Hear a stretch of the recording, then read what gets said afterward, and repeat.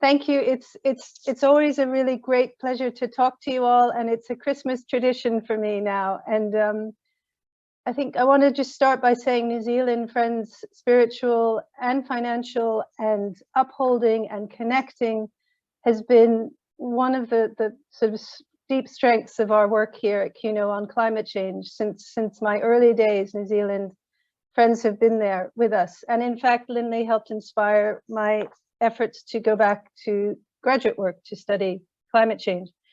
So I'm going to talk for about 15-20 minutes, as I said, and I'm going to ground what I'm saying on the questions that Gray gave me.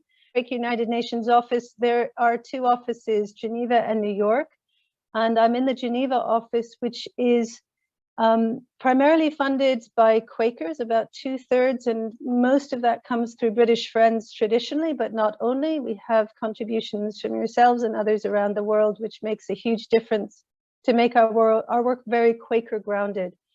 And we have been there in our work since just after World War II, and we focus on supporting UN and multilateral processes in peace and justice concerns.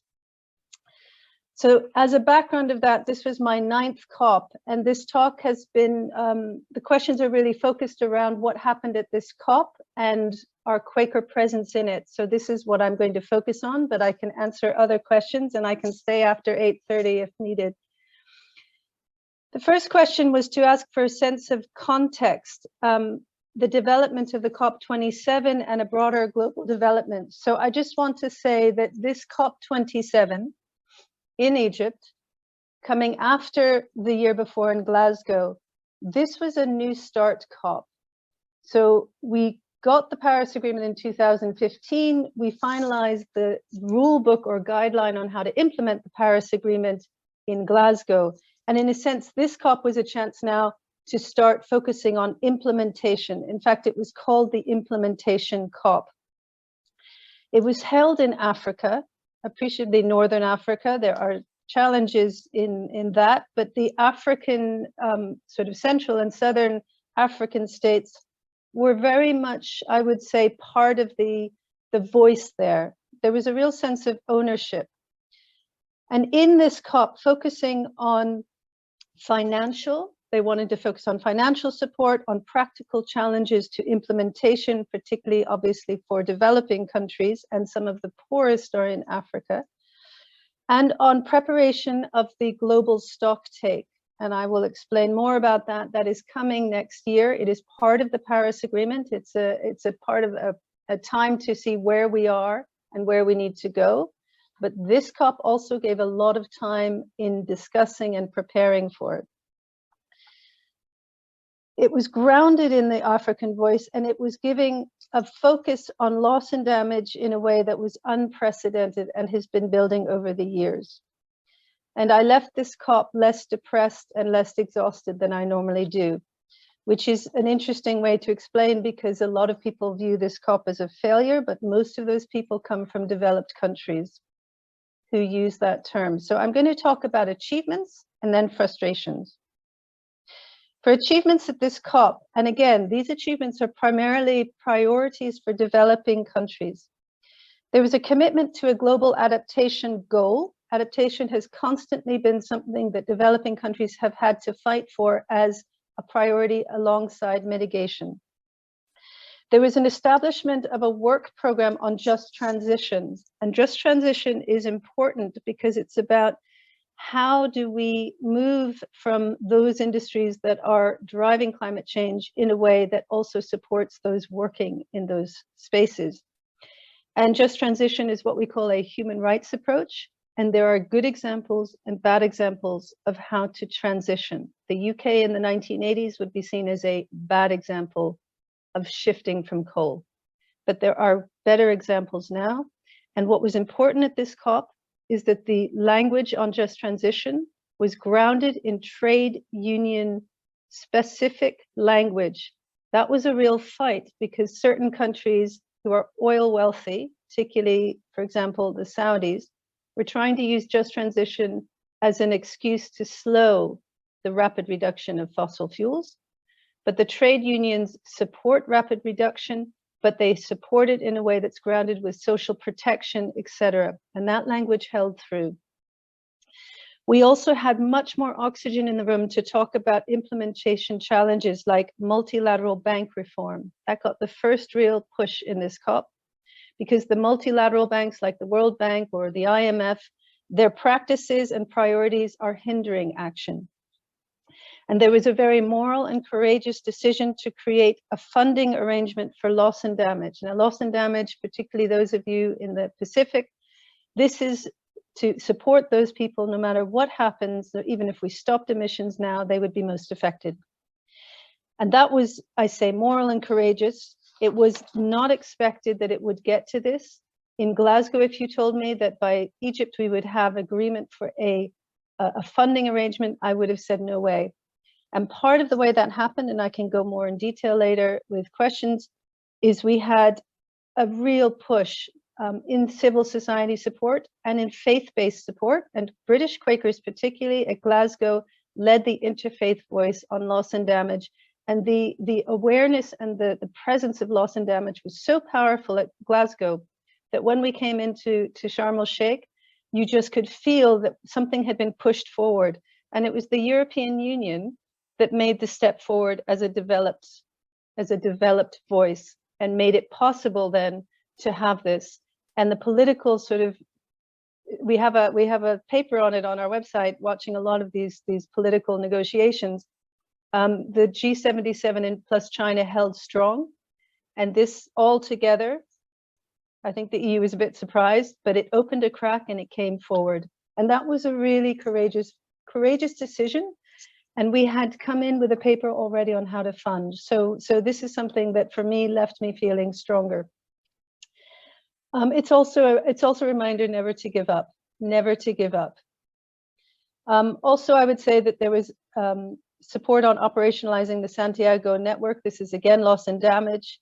And there were strong calls to include human rights and a recognition in their COP decision on the recent recognition of a right to a healthy environment. Now, these are big things in many ways. You wouldn't think it, but language is important.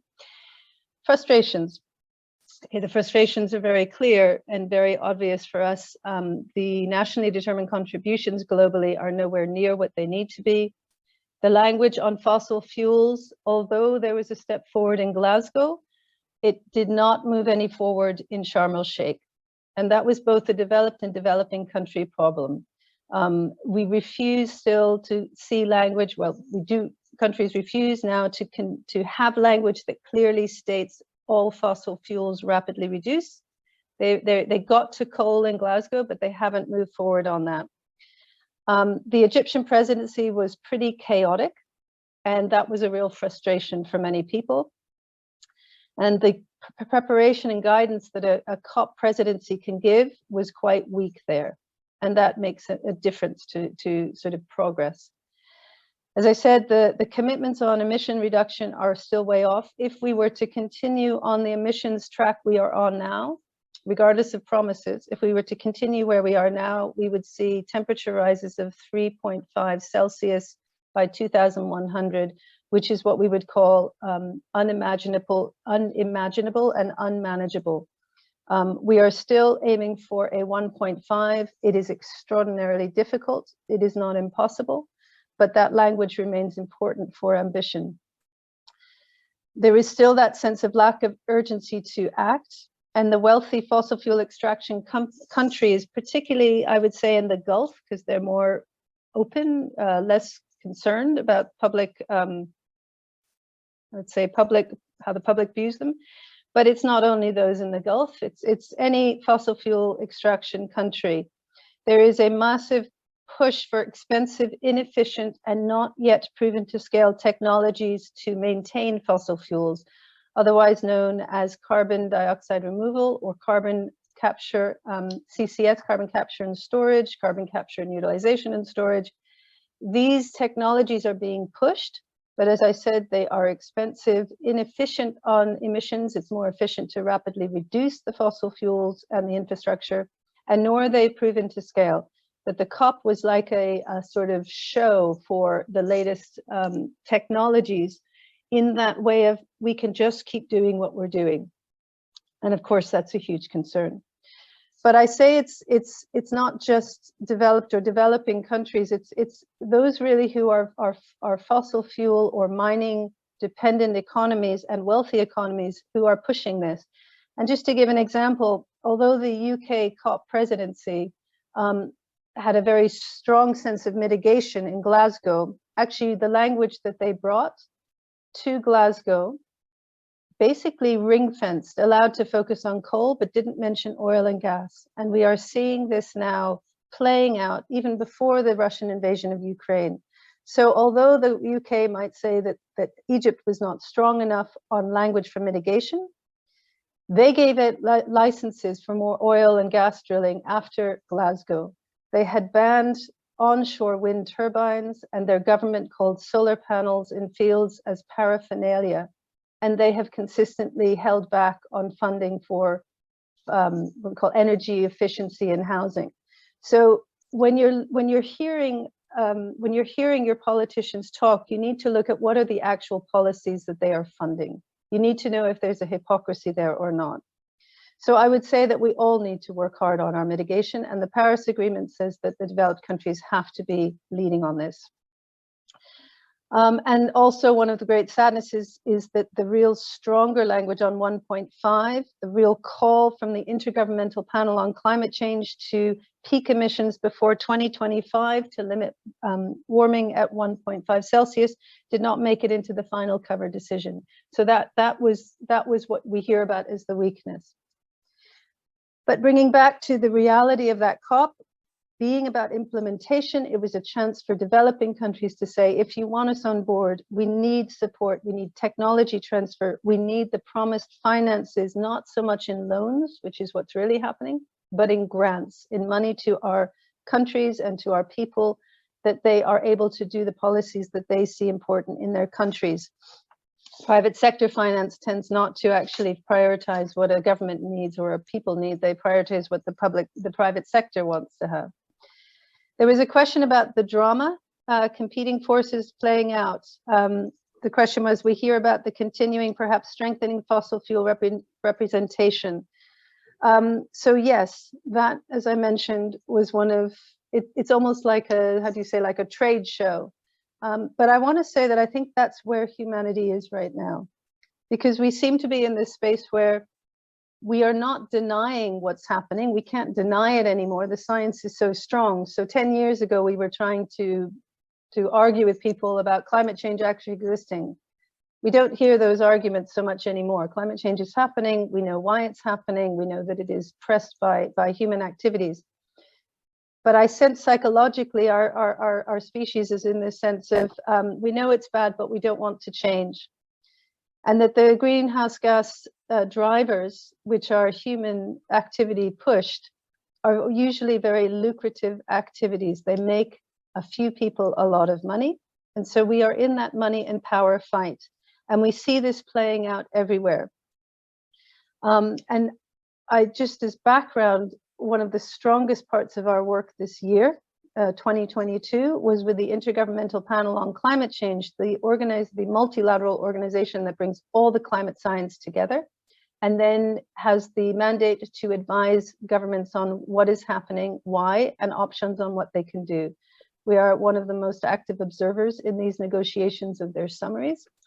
And because of that work, we are much more prepared and able to challenge the narratives that, for example, fossil fuels are okay, we just have to have abated fossil fuels. That means we pump it into the ground, but we don't talk about who pays for storage, what happens in the longer term, etc., and what happens when we run out of storage. There was a question on how drama, again, drama was very much there for loss and damage. I think someone, if they could just check the meeting. And I mentioned the European Union is stepping forward. I think the European Union, we don't know all the details. I think they were caught out because they stepped forward, opened a crack for the developed countries, which the US wasn't so keen on. But by opening that crack, oh, we've got someone on. Can you mute everyone? Just check you're on mute. And then actually, as I mentioned, the G77 in China held strong, so that they really pushed forward for recognition of a funding arrangement. Now, the way you can fund loss and damage is basically a polluter's pay approach. QUNO had prepared a paper on this, and we have all these frameworks out there. Many have been around for decades. For example, the taxation of fossil fuel at extraction, the taxation of international aviation, the Tobin financial tax. There are so many ways that we can then channel funds from the wealthiest and the highest emitters to those who are affected. And I think one of the pushes in this year that Loss and Damage got this was because with the Russian invasion of Ukraine and with this massive pressure on people to pay for fossil fuels, and then seeing these profits of those who are extracting and massive profits of the extractors, and then seeing how we are online for massive destruction and loss in life, this horror in front of us was hard to avoid, hard for those extractors to avoid. So another question, how are various nations performing, particularly New Zealand? There are concerns that we are considerably compromised, and Australia.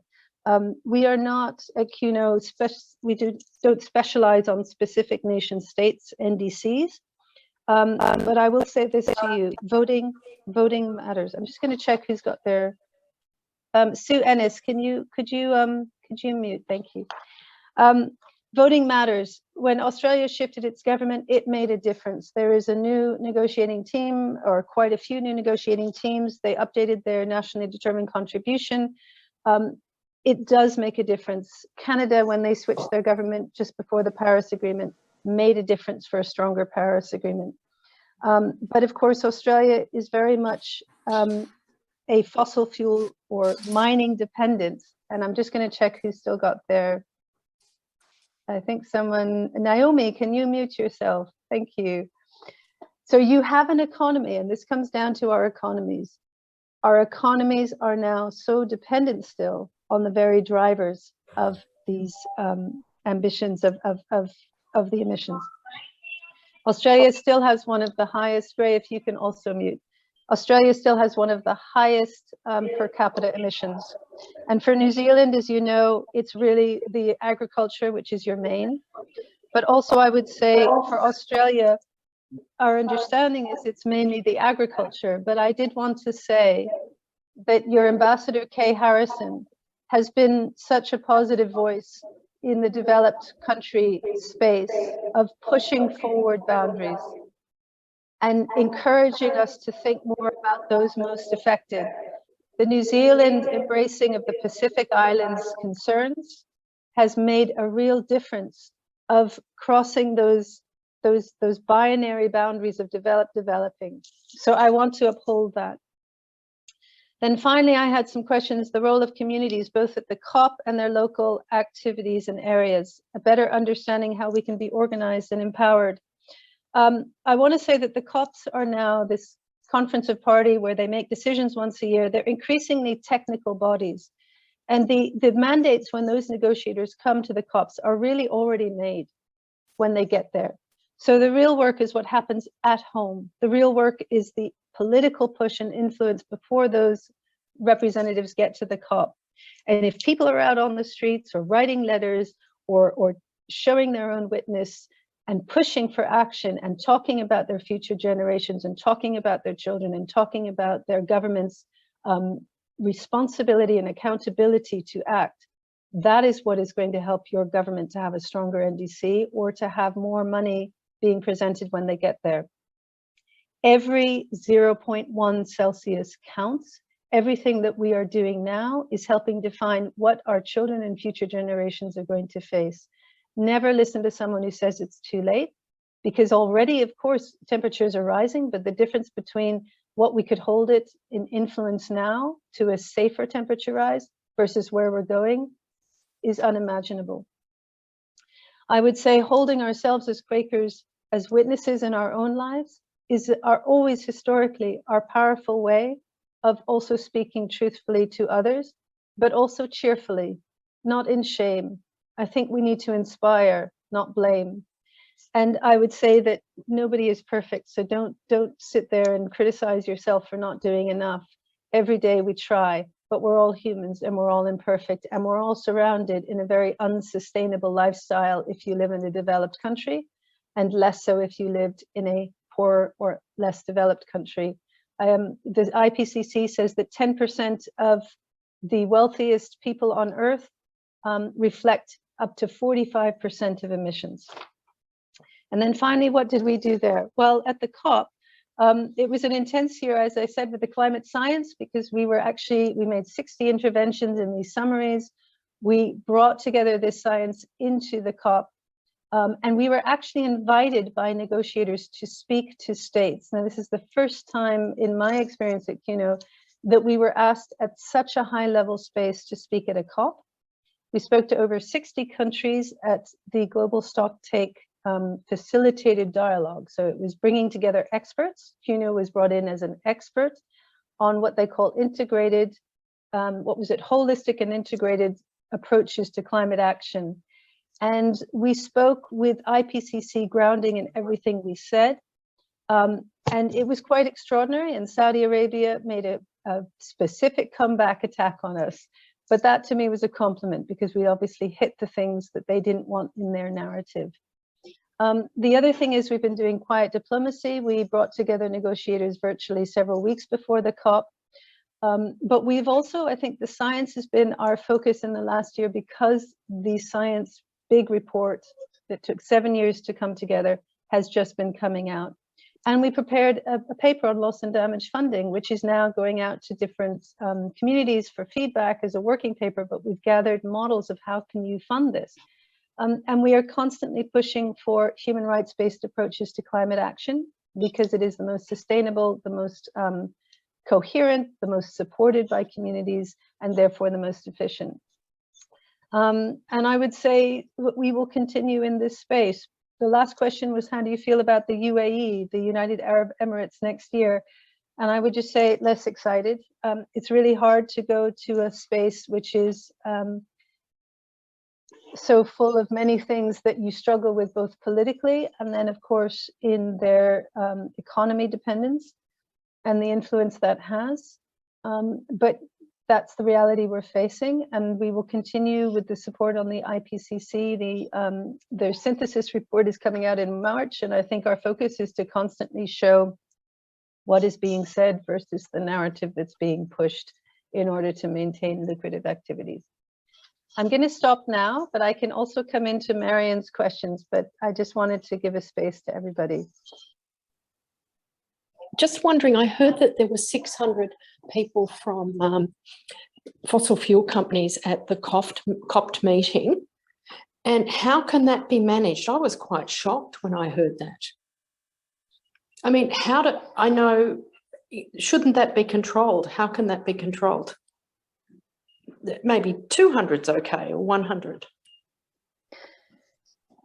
It's an ongoing debate. So there were how many thousands of observers, right? And of those observers, it was calculated, I think, by CAN International, the Climate Action Network, that, as you say, up to 600 had fossil fuel industry connections. So that is the debate. Is it a conflict of interest to say that nobody with a connection to fossil fuels is allowed in a COP? Others would say, well, you can't say to people they are not allowed to come, and they have to get the fossil fuel industry on board with this.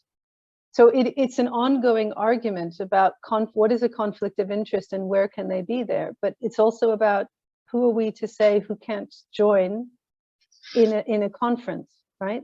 So OPEC is there.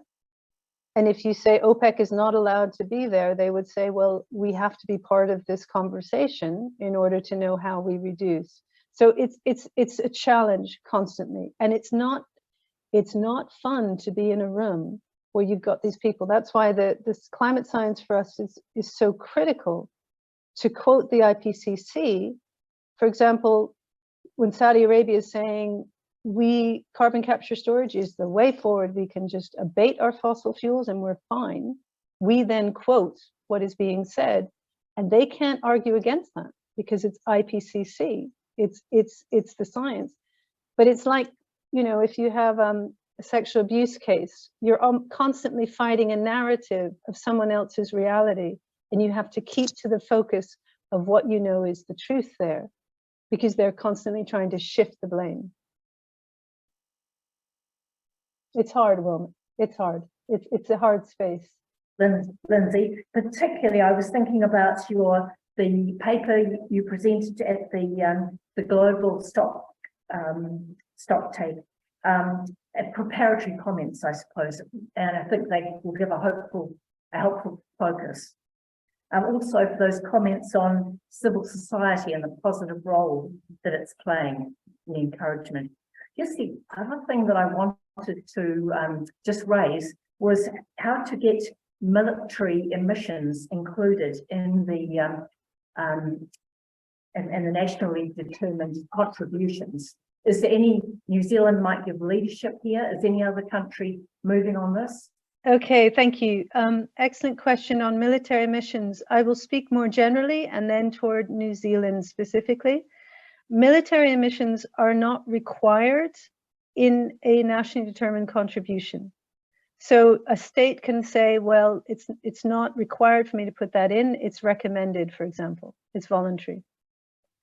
But this is now, when I talked about more oxygen now to focus on issues, military missions is now getting much more focused than it was before. It came up in the IPCC meeting in Geneva when we were there, where one of the climate, the scientist, the co-chair who does what they call the greenhouse gas inventories, mentioned this difficulty of getting military emissions calculations. And we picked up on that immediately and did a public statement on how not having sufficient recording of military emissions could jeopardize the climate science modeling, because if we don't include military emissions, our modeling could be way off. So we now have a hook in the IPCC to keep pushing for this. In the wider kind of climate negotiations for the nationally determined contributions, this is now coming into the fore. There was a very good side event in this COP27, which part of the report coming in that for this side event was funded by Quakers. And the sort of calculations that they are saying is that military emissions make up for approximately 5% of all global emissions. But because very few states are actually reporting these emissions, then we could be way off, and we need to report them. But here's some background red flags for you. When you're engaging on military missions, as Quakers, we need to constantly say that this is not about greening our military. This is not about killing people in a more renewable energy way. And that's something we constantly need to think about when we're engaging on military missions. We want them reported because they are significant in their part of the whole makeup, because they also will reflect how the money that we are spending on our military is not only destroying people's lives, but it's also threatening our stability and our safety, because it's allowing for the destruction of a planet on which we need to healthily survive. So there are ways of really focusing on this. For getting New Zealand to include it, I would just keep saying we need to include our military missions to have, and I can send links on the latest calculations, to have a clarity on what we're up against and to have leadership. Now, some countries have included their military emissions, and I believe the UK did, but I can send you links on who actually follows this. But there are countries like the US whose military emissions are much higher than a whole group of countries put together. Just wanted to add that in that whole discussion, what we also really focus on is military spending. So you can talk about military emissions, but we would shift it also to saying we are spending billions and hundreds, and the highest global amount on military spending ever recorded this year. While our planet, we are destroying our ability to live on. And why are we putting money into killing people when we could be putting money into actually transforming the very activities that are destroying not only the climate, but also biodiversity, soil, water, you name it. And that's a powerful argument. Adrian. Thanks, Lindsey, for the work that you and Quaker United Nations Office is doing around this. The loss and damage and the work of the European banking system is going to bring lots of money into the climate action, particularly for countries in the global south. And we heard Pakistan being very critical of the global north not coming up with enough money. But within Pakistan, there are concerns that there might be corruption of that money. How can we be sure that there is transparency and accountability in the global south, so when those transfers happen, that they go for the purposes intended? What mechanisms? The European banking system is developing them, but I wonder whether they're talking about it at the UN. I think the concern about corruption is always everywhere, and not just a developing country concern. You know, when you shift money, it's always going to be something that we have to, as much as one can control, be careful. For loss and damage, if you're trying to get money to those most affected, my hope is that that loss and damage specific funding, when they can start channeling it, would go to organizations that work directly with people. So, for example, if you've got communities wiped out in, you know, an area, say in the Philippines, that you've got, for example, the IFRC, International Federation of the Red Cross, that has been given funds to go in and help or distribute cash grants to people. For me, that would be my personal opinion, having worked in humanitarian situations. Money for humanitarian work is so strangled, and increasingly so. So I would see using the channels of those organizations that we know have a good track record of getting money to those most affected, but also small grants to families who then, to help them rebuild, to get the local communities going. There is the Green Climate Fund, where they channel money for mitigation and adaptation projects, and that has more controls. And it may be that loss and damage is done that way. But I think the real concern, as you say, is if it goes to a government, how do you ensure that that money gets to the people? And that is one of the things that they're always going to be fighting on. But I don't want, what we see is it's often used as an excuse not to fund. So we have to find that balance. And I think that would be my main response to you right now on that side. I'd like to ask a question. In the midst of the negotiations, where addressing all these problems, the expenses, the supervision, the monitoring of it, and all that sort of thing, what really keeps the sense of urgency that we're actually trying to survive, ensure a survival? How does that get that clearly presented during the negotiation? You should get very. If you can't hear it, it would come.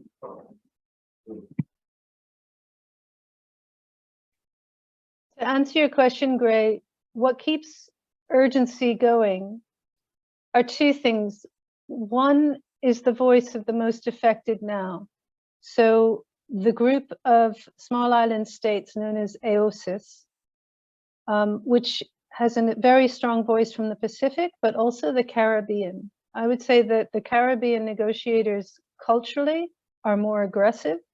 I say aggressive, I mean in a positive way. They are more, the Pacific, I think culturally tend to be more sort of calmer and less in your face.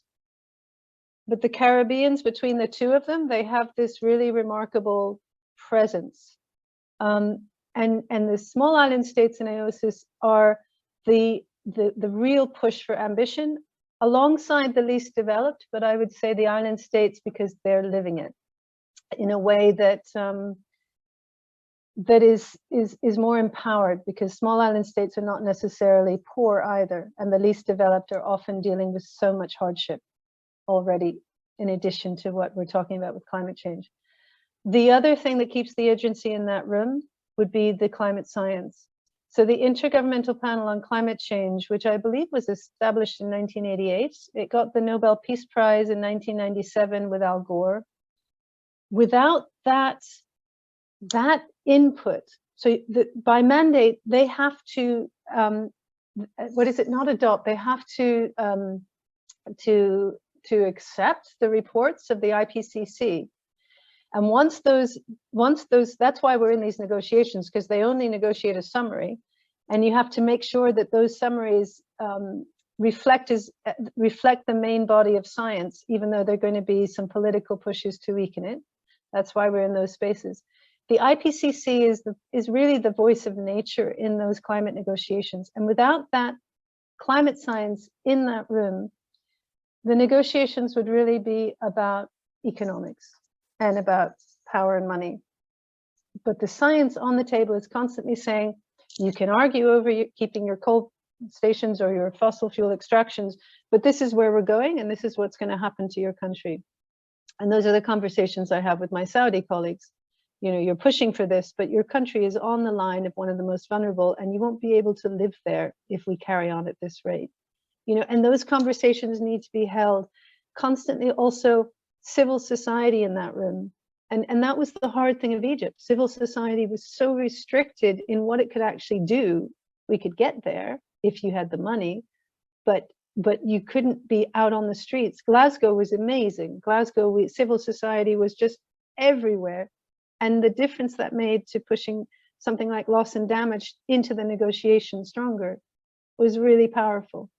So I would say that's all the urgency, and the urgency of what's happening on the streets in your countries now. You know, again, I don't mean to be too hard on the United Kingdom, but it's my husband's home. It's where I spent a lot of my adult life, and it's also very close, and it was the presidency. The prison sentences that they are passing for people who are environmental protesters is just shameful. You know, putting people in prison for having a sign near an oil refinery, right? It's this reaction that you realize you're close to the core of the problem and you're touching those nerves, and you've got to keep touching those nerves, because when people in countries are speaking out more and more, and again, speaking about the rate we're going is going to destroy our children's ability to live on this earth. And you have a responsibility and accountability to protect us, but to protect us by really transforming healthily what we do, not by putting something up in the sky or shoving everything into the ground and pretending we can just carry on. So that's the urgency, and I feel it ever stronger. But I also felt that this COP was a kind of reality check that you want us to do this, you need to also support us. And just to go back to Pakistan, Adrian, debt relief was coming up more in ways that is so needed. We are in the face of a sovereign debt crisis globally that has been enhanced by COVID. Pakistan had 44 billion, apparently, approximately, worth of damage with the floods, but had to pay 18 billion in repayments to debt that year. So without serious engagement on debt relief or shifting debts, however, into, say, funding for climate action or ways that we can engage on this, countries are crippled in doing what they're supposed to be doing because they're also so held down by other things. And I think those conversations are getting more out into the open. Answer about COP15 and COP27. Okay, you've muted, Gray. Adrian. Okay, Adrian, yes, and I'm sure others can answer this well. QUNO is a small organization and we can't cover everything, but the COP15 was the biodiversity. Okay, so you have the Convention on Biological Diversity, the CBD, which was the convention that was initiated after Rio in 1992-94. You have the CBD, the Convention on Biological Diversity. You have the UNFCCC, which was the Framework Convention on Climate Change, where you have the climate change negotiations, and you have the UN Convention to combat desertification, the UNCCD, which is here in Bonn, which Quakers actually were quite involved in getting that convention together through QUNO New York, another piece of history. Those three conventions continue.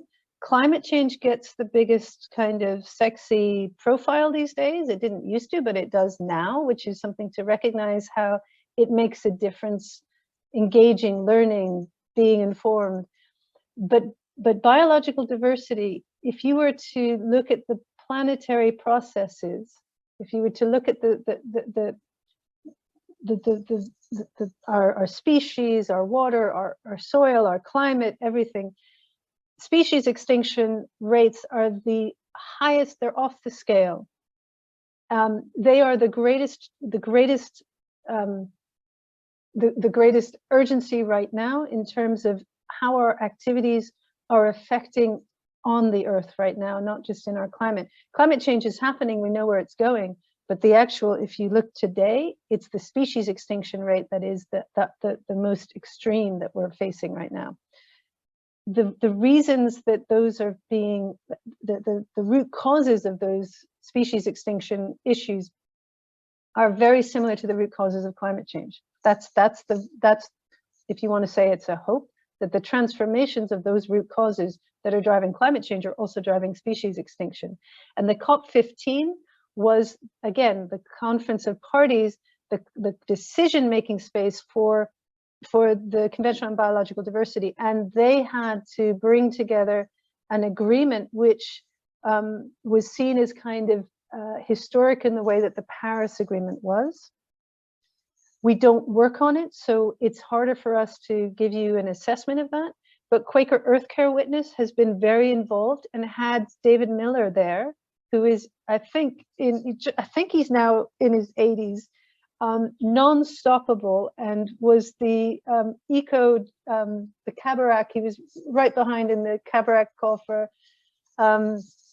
eco-justice, was it peace and eco-justice? Extraordinary, and he was there and we were supporting him on that, and he was very much about human rights and ensuring ecosystem regeneration as a way to support nature rather than to use that as a kind of excuse to keep pumping our emissions, and then we call it nature-based solutions. So there's all sorts of interconnected issues. But I would say that one of the pushes, Adrian, is to continue to keep pushing the connections so that climate and biodiversity and oceans are not silos, because they are all interconnected. And I think that that message is coming more now. I've got a question about the plant-based treaty and the plant-based movement. How visible was that in terms of trying to shift the biodiversity and to take land out of pasture and put it back into rewilding and things? I see a lot about it on Twitter, but I'm not sure how visible it was at COP.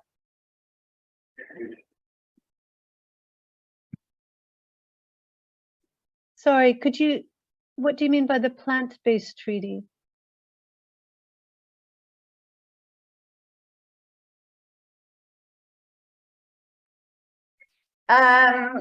There's a big movement and a big petition for getting governments to shift and put emphasis onto reducing animal food and increasing vegan food, if you like, plant-based food. And there's, I mean, I know there's a global petition. Yeah, wonderful question. So our diets, and this is IPCC, our diets are related to about 1/5 of emissions. In IPCC negotiations, negotiators or states will push down any mention of meat and dairy specific meat and dairy. However, it's all in the science, and there are charts of which diets are the most climate friendly. But livestock is important for small scale farming, for sustainable farming. There's an interconnection. So for example, Tanzania will say, we can't just say no meat, because our farmers rely on the manure of having a few cows to then help with their, so you have this constant balance of industrial agriculture and the more sort of unsustainable meat and dairy based diets are a huge part of the problem. They are not the only problem, but they are an easy thing for us as human beings to actually try to engage on. So when we talk about plant-based, yes, but it's also how we do our agriculture. So the you talk about agroecological or agroecology as approaches to farming. All of that is critical. But I just want to bring up attention that we engage in, that David engaged in Montreal. There is a lot of emphasis increasing on what they call nature-based solutions. So rewilding, but then using that as a kind of carbon offset to offset emissions. Say, I'll keep doing my coal plant because I'm paying some forest in the Amazon to maintain, right? This is a real concern. So when we talk about plant-based, we talk about ecosystem restoring and regeneration, that is critical as part of supporting and ensuring that nature isn't collapsing, because we are dealing with environmental collapse, but not to counter emissions that we just want to carry on doing. And I can't stress that more. So there is, in the negotiation space, ecosystem regeneration or restoration is important. Plant-based diets is critical. You don't have to become a vegan if you don't want to, but maybe do meat very rarely. Just reduce as much as you can and buy locally. All that makes a difference, and support farmers who are doing more sort of what we call multi-cropping and you know, when you look at our whole system in the developed countries of food, it is so profoundly part of the problem and profoundly part of our species extinction. There are more pigs in Spain than there are human beings. But sorry, I could go on about this. But if you hear about nature-based solutions, ask the question, is this because you don't want to rapidly reduce your fossil fuels and rapidly reduce your industrial agriculture? Are you using this to counter it as a way to counter your net zero? Those are the questions we need to ask and be very aware of, so that we are reducing at source and we are not offsetting, because that's not going to get us to a safer temperature rise.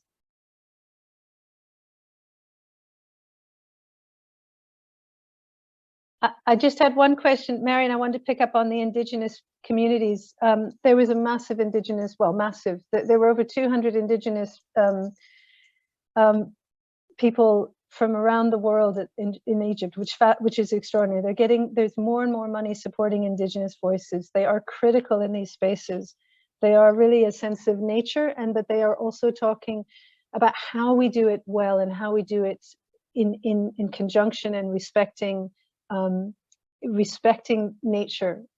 And so the Indigenous people's voice is critical. We had a side event at the COP27 with the head of the Sami Council, the head of the Inuit Circumpolar came as a speaker, and then one of the top Sami Council, plus someone from the Barren Straits who's fighting against geoengineering.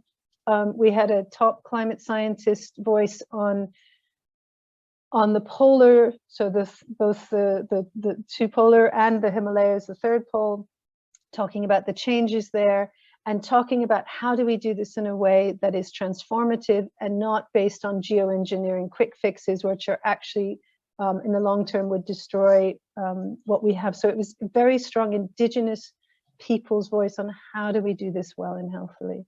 And I just wanted to share that. We accredit Indigenous peoples where we can, when we have extra sort of badges. For us, it's been an ongoing support in our period there at the COPs.